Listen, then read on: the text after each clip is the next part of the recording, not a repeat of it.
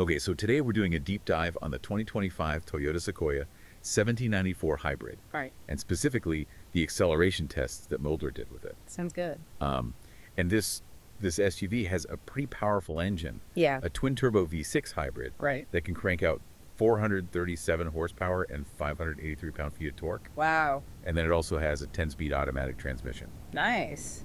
But we're going to go a little bit deeper than just looking at the 0 to 60 numbers here. Yeah. And really see how it performs like in a real world scenario. Definitely. And that's really where Mobler's testing kind of shines. Yeah. Because they go beyond, the typical 0 to 60 test. Right. And they really look at, the powertrain's entire response time from a complete stop. Okay, so what did Mobler find out about the Sequoia then? So in their tests, the Sequoia went from 0 to 60 in 6.2 seconds. Okay.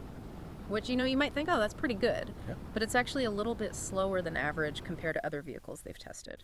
Interesting, because I remember reading that the initial acceleration felt kind of gradual. Yeah. You'd think that the hybrid system would, give it more of a boost off the line. Exactly. And that really shows how Toyota has tuned this hybrid system. Uh-huh. They've really prioritized smooth and efficient power delivery over that, that really quick initial burst. Gotcha. So the electric motor does give it a little boost, but it seems like the main focus is on making sure that the acceleration is consistent and linear. Right. That building momentum as you go. Yeah. Okay, so that makes sense then why the Mobler graph shows that, up to like 30 miles an hour, the acceleration is really smooth and consistent. Yeah. But then things start to get a little bit more interesting when you push the Sequoia harder. Exactly. And you start to see those gear changes come into play during a harder acceleration. But, for a vehicle of this size, it's still pretty composed overall. Okay, so it might not be a speed demon. Right.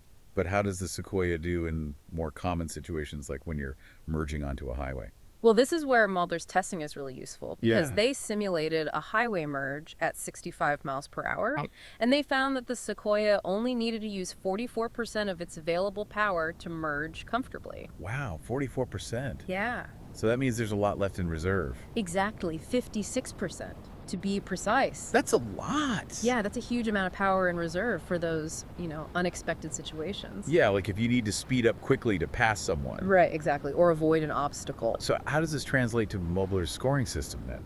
So for normal on-ramp acceleration, the Sequoia gets a 53%. Okay.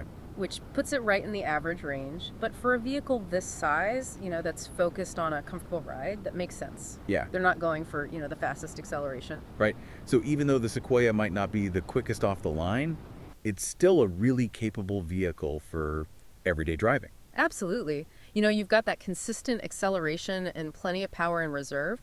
And it really makes you think for a vehicle like the Sequoia, is that raw acceleration really the most important thing? Right. Well, that's all the time we have for today. Okay. See you next time.